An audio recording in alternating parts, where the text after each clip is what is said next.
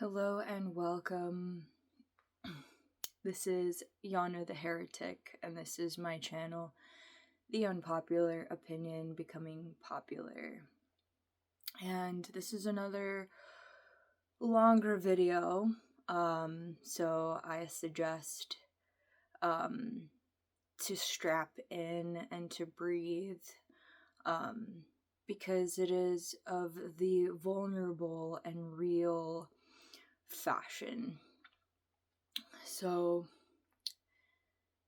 I wanted to explain more about my upbringing and how it ties into my passion for self-growth and healing. I might take a few pauses here because the revealing of truth isn't always perfect, and it isn't always wrapped up in a package that sells, that looks appealing or happy. But it is in fact real, and it is in fact important. And I was talking briefly in the weather of this week, this transit, Gate 63, that my upbringing was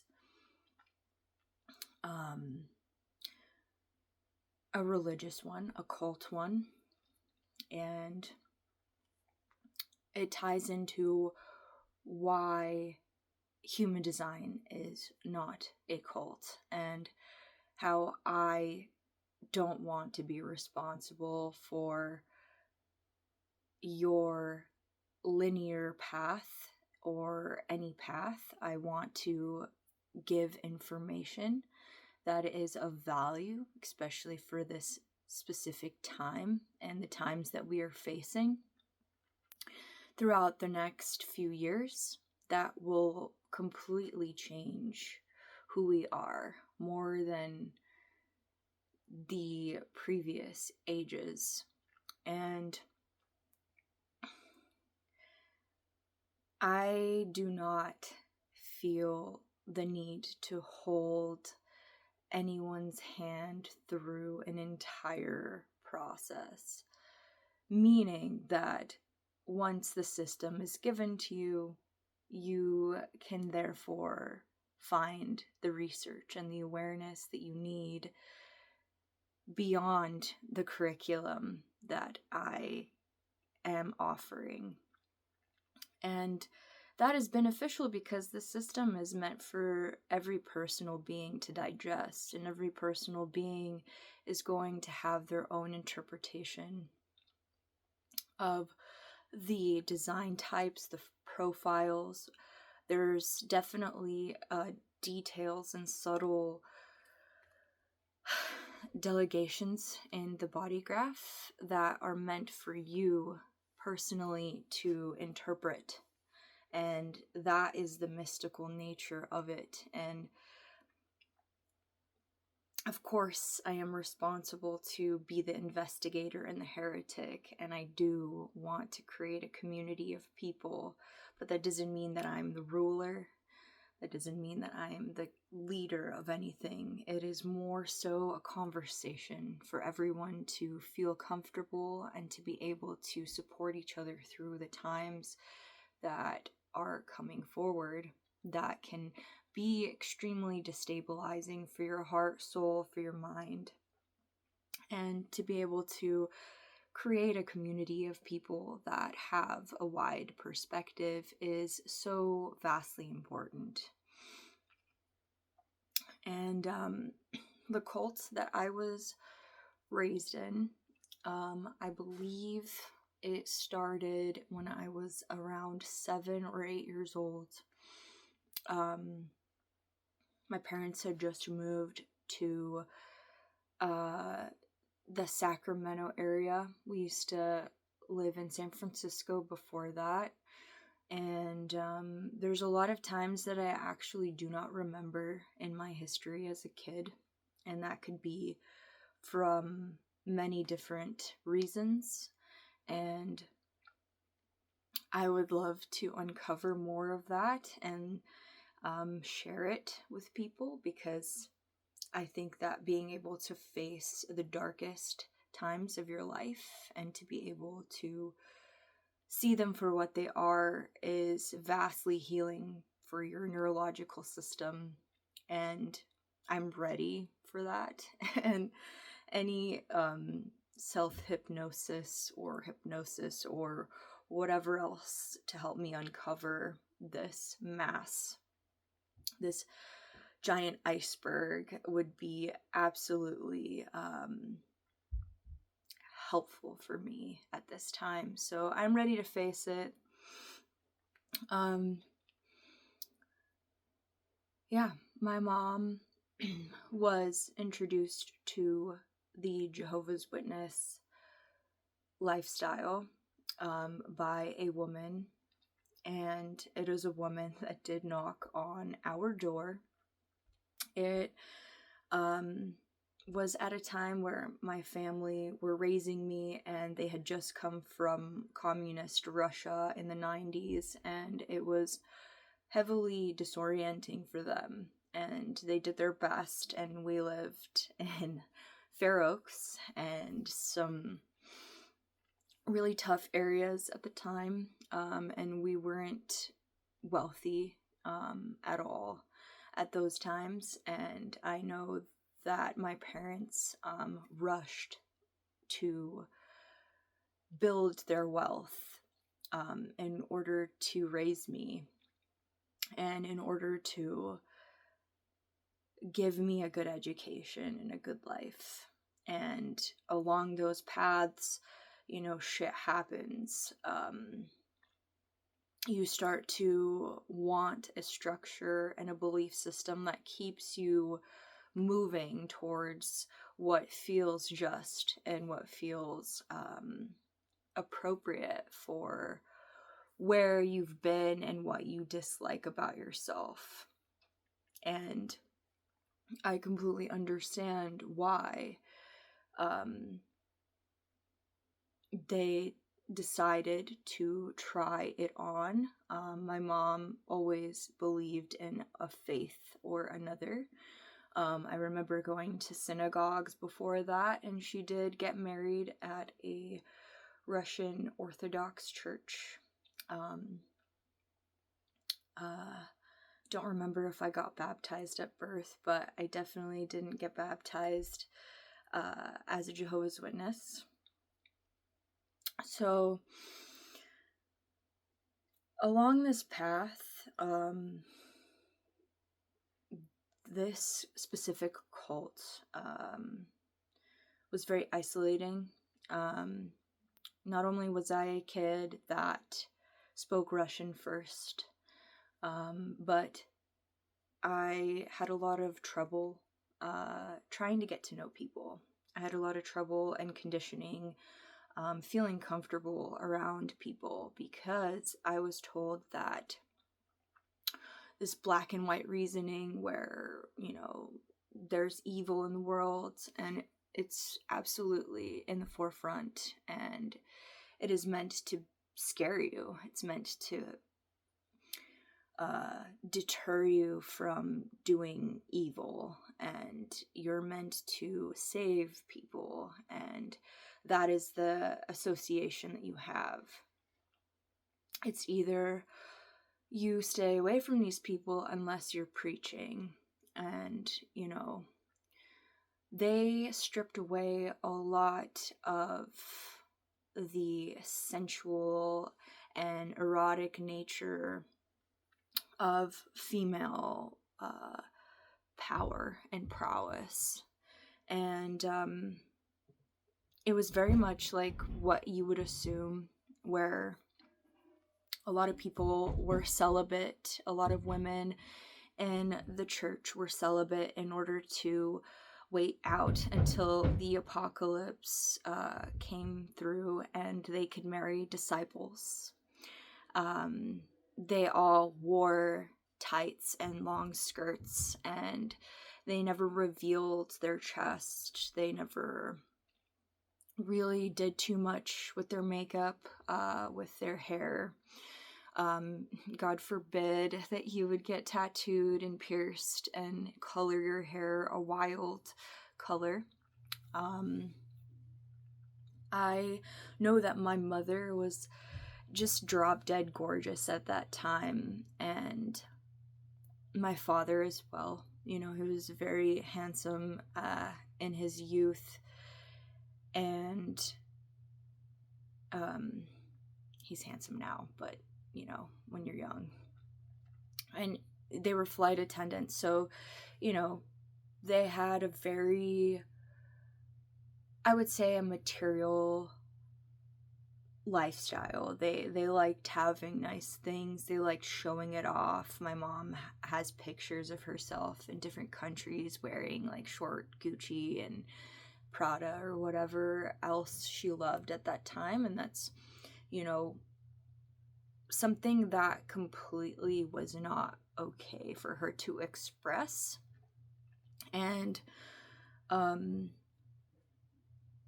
it was just heavy dogma. And I would remember sitting at church. By the way, like, my family was always late because my mom worked and my dad worked a lot, and my mom has a very odd sense of timing, and probably the 5:15 channel.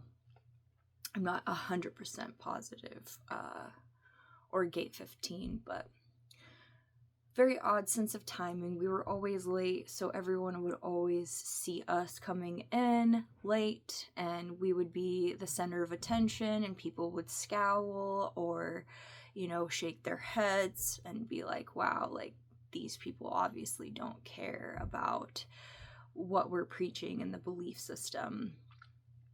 And it is true, all the kingdoms didn't have windows. There was no artistic get up, to the building. It was very plain. It was very de-eroticized, and creativity was extremely lacking. So you would just sit there and listen to the pastor. You would sing the song. You would read the books. You would try to make that your whole entire life, is that everybody else doesn't know Jehovah and God, and they're not going to make it to through the apocalypse, because they're unholy and worldly. And that was just a lot of pressure, especially for kids. And if, of course, teenagers do what they will, there were several people that were caught either smoking pot or some PDA or something like that at a young age, and their whole entire family actually got taken down the hierarchy. I remember a close family that I knew, my best friend's family in the church. They were disfellowshipped, which meant that nobody could really talk to them, and they couldn't really talk to anybody else, and they had to sit in the back. And her father was one of the pastors that was supposed to talk and preach, and he was up in the hierarchy because only certain men got to talk and teach their opinion. And a lot of it definitely became like, putting women in their place and making them raise the children, and your community is everything, and you have to go and be a part of the group sessions every 3 times a week, and nothing else was to be trusted. Everything else was worldly, and their belief system was also heavily about making it to Eden, which was the earth after the apocalypse, and only certain men, I believe, I think it was extremely rare for women to be part of the 4,400 that got to be angels alongside Jehovah. If that, probably no women. And there was just a bunch of old just guys that you would tiptoe around and treat like they were the gods on land. And I remember being really afraid of a lot of things, and afraid to speak up, afraid to really show creative expression. And I was a very fiery kid. I'm still quite fiery in nature, and all I ever wanted to do was create and to express and to be a dramatic being. And I just felt like none of my questions were answered, and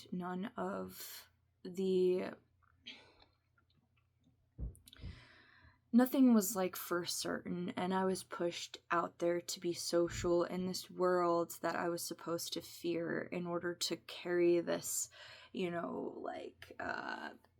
our Jehovah's Witness version of the Bible, and to read Russian. And, I wasn't super proficient in that, even though I spoke it, and I was just nervous and clammy. And we were going pretty far to the Kingdom Hall when I was a kid, because it was the Russian one. And even though it was a Russian one, there was a lot of other, different cultures that got brought together, like Ukrainian and Moldovan and Romanian.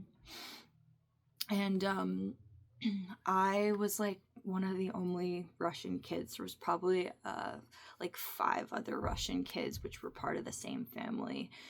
And they spoke a little bit of Romanian. And like I had mentioned, since my family didn't show up every single time to the meetings and we were late, I even got isolated in that group because my mom wanted to express herself a little bit more, and she got shot down by a bunch of men and was told she couldn't wear certain things, and it wasn't super revealing at all.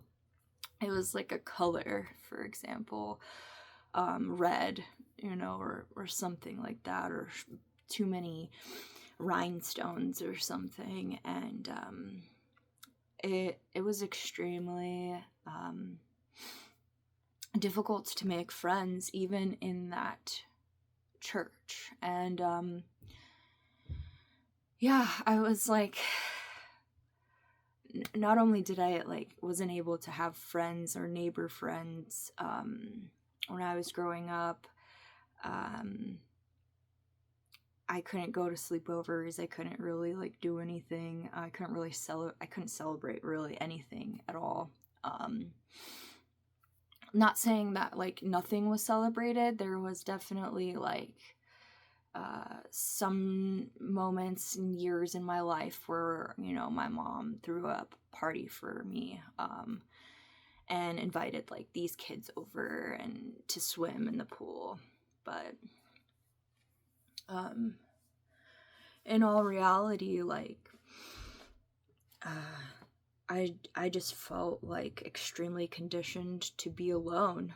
And I do have gate 4037, and 40 is the gate of aloneness. I made it work for me, I made it work for me. I was still social as I could be, but in school, obviously everyone knew I was Jehovah's Witness kid. I wasn't in with any trends or anything like that, because we were poor, and my parents worked really hard. And I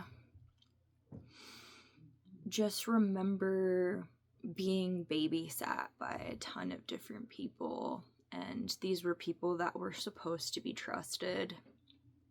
And you know, I like it was like, here you go, you know, like you're put into this like sphere with these other people, with these other kids, and you know, they spoke like slightly an offhand language, and they just weren't my friends, you know. They picked on me, they, you know, made fun of me a lot, and so I just became really reserved and really angry, and I felt like I couldn't express that anger and that fear in a way that anybody understood. And like as a kid, I was taught from a Russian family standpoint to never have really intense emotions, and that's because we're supposed to be strong and we're supposed to work. And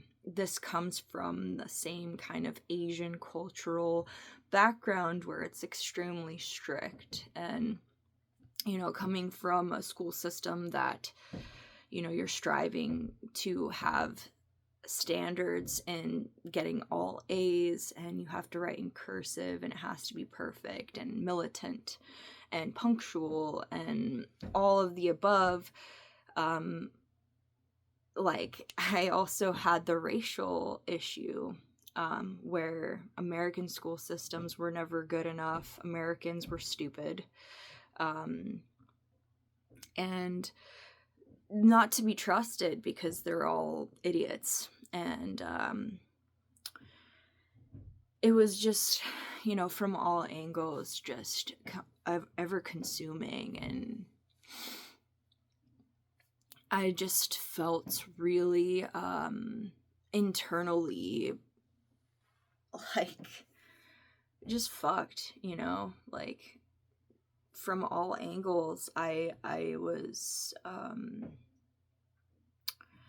you know, didn't have any rights to myself. I didn't have any ability to move and to embody the mystical nature of who I am. And this conditioning is what many people experience, and a lot of people haven't made it this far. You know, I didn't even know I was gonna make it this fucking far, you know, because that, like, all-encompassing rage and hatred and self-denial really made me just numb to life. And this numbness, for a fact, plays a huge role in what I'm hoping to break for people, what I'm hoping to shatter to bits and pieces to where it can like just flush down, you know. And that's the iceberg I was talking about, is just being able to chip away at something that makes you neurologically damaged, to be able to look at it until it just blow it away. And just, you know, that's what healing is looking into that. And I am talking about this because I love this book so much. This is The Myth of Normal by Gabor Mate. And this book, Gabor Mate has been a physician for 3 decades, and he talks about the medical industry and what he's seen and what he's experienced in his own body himself, which is the conditioning that he experienced as a kid, and how he was born in Hungary during the war against the Nazis, and how he was taken from his mother because she was not living in a safe space. And that abandonment, even though you would think oh, well, you don't really remember anything at that age. But your body remembers, even though you don't have all of the neurological capabilities and senses active to perceive what's going on. It doesn't mean that it doesn't affect you. And I'm here to talk about the throes of abandonment. And he expresses in this wonderful book that the medical industry is basically avoiding the data of how your environment affects you, how your history affects you, how conditioning affects you, and the things that have brought this illness and disease into your body and how it grows and festers. And there's been many cases that he has brought up where, you know, specifically women, they have developed either asthma or multiple sclerosis, rheumatoid arthritis, and very many, like lupus, like fully really horrible ailments. And he even mentions that Black women in oppression age 7 years faster than white women. And these are things that I can relate to. You know, he brings up this woman, okay, I'm hoping I'm saying that right, but she developed scleroderma, I believe, which is the hardening of the skin and tissues. And her history and her battle through this on her own, definitely look her up. She's on Instagram. She's got a book that I haven't read yet, but it's on my list. And she couldn't get anybody to really give her the correct diagnosis in the medical industry. And she experienced 2 very heavy abandonment stages in her life that have created this full body hardening and numbness in her tissues, in her organs, in her lungs, to the point where she wanted to just resort to euthanasia, basically. It happened so fucking quick. And my heart just goes out to people that have, you know, gone through something like that and overcome it. And I know that there is so many vast situations where people cannot talk about their past. And I really just am passionate about speaking up for the emotional bodies out there, because there are many of us. And there's going to be even more emotional bodies. I have mentioned previously in my videos that people are becoming a lot more sensitive, and our emotional center is going to break into 3. So the sensitivities of this era are going to be a lot more profound, meaning that people are going to have more issues with the way things are run. And I want you to open yourself up and to allow these emotions to be freeing, and allow dissolution, which is the moisture in your body that holds memory, to allow you to cry, to allow you to release, to detox, to sweat it out. That is extremely important for your body, so that you don't carry these things with you. And of course, that's not enough. You have to find tools. And that's where I come in. And I want to talk about the next stage of this crippling cult mentality. When I was 14, I decided that I was going to quit going to church. I had enough, and I never really paid attention, like, for the majority of the time.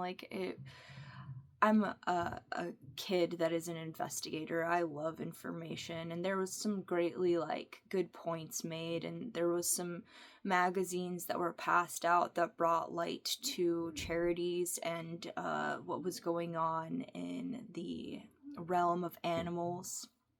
But at the same time, a lot of the content was just utter void for me. And of course, nobody appreciated my decision. And it was another one of those moments where I got isolated and stripped away. Even though I was living with my family, I wasn't treated the same. I wasn't treated well. I got a lot of backlash for me being creatively myself, listening to the music I wanted, being coloring my hair, you know, like painting my nails, getting like piercing myself, and I was truly living, you know, for the first time in my life. I wasn't afraid to meet people, but there was also this like social barrier and limitation because I didn't really know how to interact fully with people. I didn't really know how to see boundaries. I didn't know who was actually bad, like really bad people. I just was open to receiving whatever came my way because I wanted to live life. And that led me into drinking and partying and being experimental with substances, mostly like pot, LSD, mushrooms, nothing heavier than that. But alcohol was a huge, huge problem and a huge detriment for me.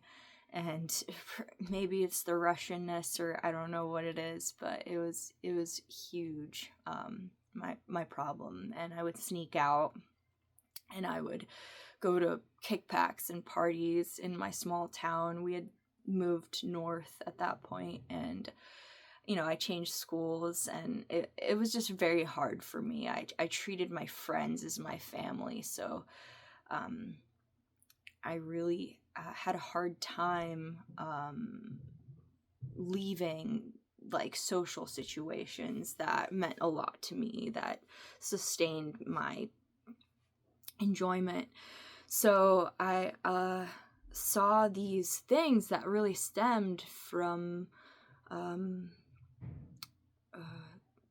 self-sabotage, from cruelty to my body and to myself, and I made myself lesser because I wasn't experienced. I didn't have like a arsenal of cool things that my parents showed me. Like I didn't know or have any skills really. So I pretended to know, and I made myself really what I thought was beautiful and attractive, and you know, makeup and all of the whole package. And you know, being an attractive teenager gets you places that you shouldn't be. And at that point, there was a lot of heaviness at home, and you know, I got, you know, put into the position where it was my fault because I was the black sheep. And I understand that. I was you know, I was an easy target, and I am not a victim. You know, this isn't like to bash anybody. I understand completely what dogma does and the brainwashing that comes with it. So there's no hard feelings or anything, but the amount of assault that I took in and hid.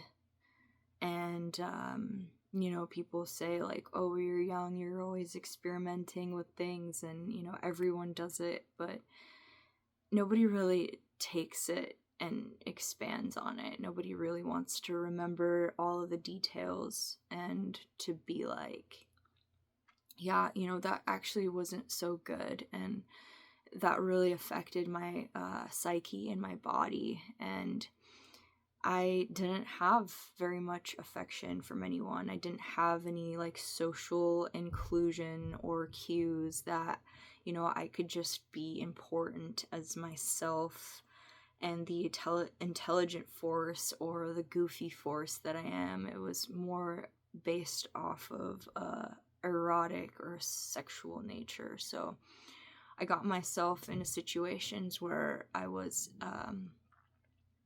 so inebriated that I let myself get sexually assaulted very many times, and it was extremely difficult to think about it the next day. I hid it from myself, and my friends in high school treated me like a laughingstock. They laughed at me because, like, the Russian nature in alcohol was really fucking funny. Like, I was a funny person, but that didn't mean that I treated myself well. And I even burned, like, some of my hand because I was trying to be outstanding. I was trying to be, the funniest person, or the most, like, intense, or, look what Yana's doing, and that's what I had. That's the only thing I had, and years and years through it, I realized that, I deserve a lot more than to just look in the mirror and to not see anything that I was proud of, just see a face with makeup and cool hair, and, it wasn't any form of substance. That reminded me, actually, like, the hardening of tissues was like the movie The Substance, where she can't move herself, and that's just years of, like, numbness taking over from not having actual substance and just having beauty. And that movie was extremely metaphorical to me, because I understand, and many people do, and many people are injecting themselves with hormones and plastic and all kinds of things, like, to just be able to see themselves in the mirror and to be proud. And I'm seeing more and more of this, and, I don't really know what to look forward to when it comes down to real, just people, the people that want to embrace more of the natural, and that's the balance that I hope to create. I'm not here to bash anybody about their choices and how that brings them to a different level. That's totally fine. But I see through the pain, and I can pinpoint it, and I can see that there is a very large amount of people that have looks and absolutely no substance, and they don't know their identity, at all. So,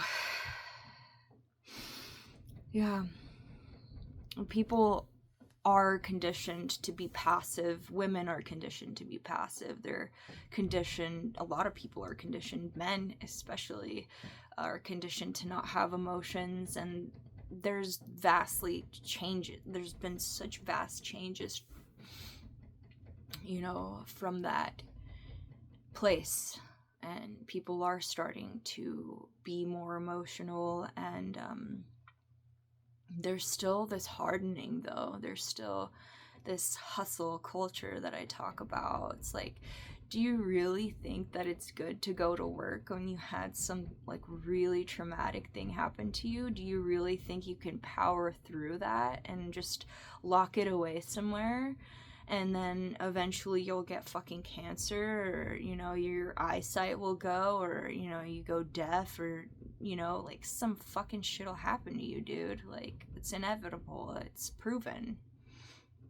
So, why the fuck do we have to hustle so hard? Like, will we really, like, if we took more days off within our week and the earth was, like, less on, is that really gonna fucking do anything other than, like, help heal, like, people and, like, animals and the planet? Like, we're pumping out so much stuff, like, you know, like, in the fucking Netherlands, like, they can't have cow farms anymore because the fucking amount of cheese they have to make, like, creates so much ammonia and fucking ruins the forest. It's like,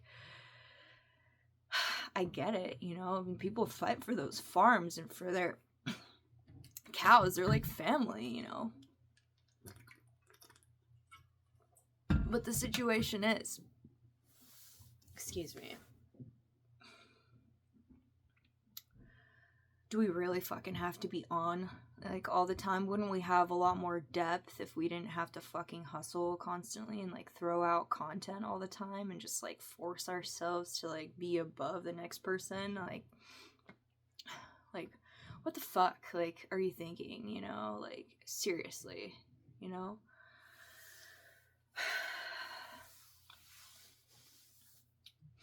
You know, the situation is, like, there is going to be conditioning that is outside of you, that happens from your environment. I am no lesser for the things that have happened to me. I am stronger for those things.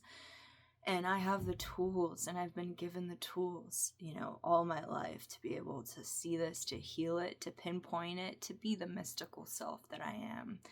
And I'm here to share that with you, and I'm here to create this understanding that you don't have to just live like this forever. There's a lot of work, you know, but it is really amazing along the way, just as much as it is painful. And you get more and more of yourself back the minute you choose to not be this person who just presses the button over and over again for no fucking reason, and you just realize, holy shit, like, where am I, you know, like, and I want to embrace, like, the fact that you can have therapy with supportive friends. I have that.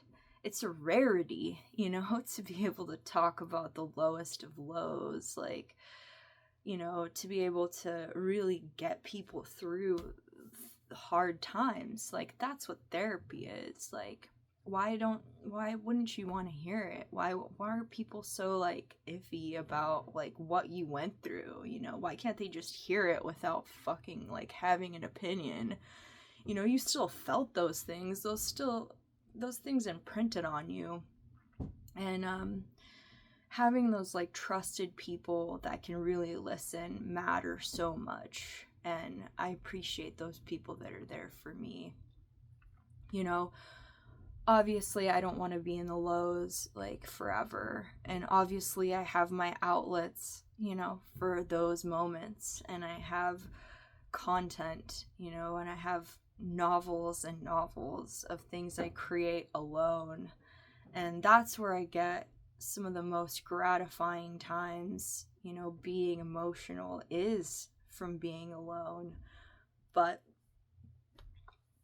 that's not everybody, you know, and just being able to listen to people and just being able to devise the right time, you know, like, hey, I really need a friend, like, I know you're busy right now, but I would really appreciate, you know, just having somebody with experience, or potentially somebody that has, you know, gone through the same thing, to hear me out, you know, and just, like, figure out your way to deal with those things. And of course outlets are important, but you don't want to, you know, I beat myself, you know, pure, full of outlets, I would say, like, and the best thing that I can say I have is just real people, you know, to be able to create with you through those lows.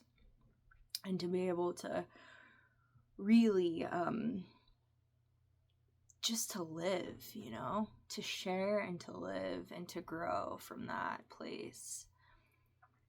I will always support people, but I will always check you and tell you, you're stronger than this. You know, you've been repeating the same exact fucking things to me. You've been telling me the same exact story. You're in the same situation you've been in for the last 4 years. You know, I can't listen to that, you know, because a lot of this emotional cavity, this whole mass of emotionality, you put yourself there as well. You know, at least like 30 to 50%, you put yourself in that position. Life has put you in a position, but you also put yourself in the position that you're in. And you have to be accountable for that. And you have to stand up and tell people fucking no. Like, this is not right. And I'm sick and tired of, like, people being passive and not expressing, like, and not sticking around for the end of the conversation, giving up on people. Like, that's not the way to fucking do this. Like, we should revisit stuff and talk about it. Not everything's perfect, but it is something that will continue, you know, and just being able to be real with yourself and to say these things don't feel good anymore. I want to be able to look at myself and be proud of who I am, like who I am internally, you know, like that comes from your ability to be responsible and accountable for the shit that is happening, the grief that you experience, and how to be able to give yourself the sustenance to move forward in success, in vigor, in sensuality, and prowess. That is what you owe to yourself. And remember those really specific boundary points of where it goes way too fucking far in one end or the other. Allow yourself to experience love and to not experience just hierarchy and hustle and fallacy with your relationships, with the quantity compared to the quality, and that's all I fucking see. And I'm not sure how much it's all real or how much the media is putting out there, but I think this was an extremely potent session, and there is a second video that progresses into the future of what happened to me and how that changed my life, and that will come later. And I appreciate you guys sitting with me and hearing my story, and anybody that feels like they need support,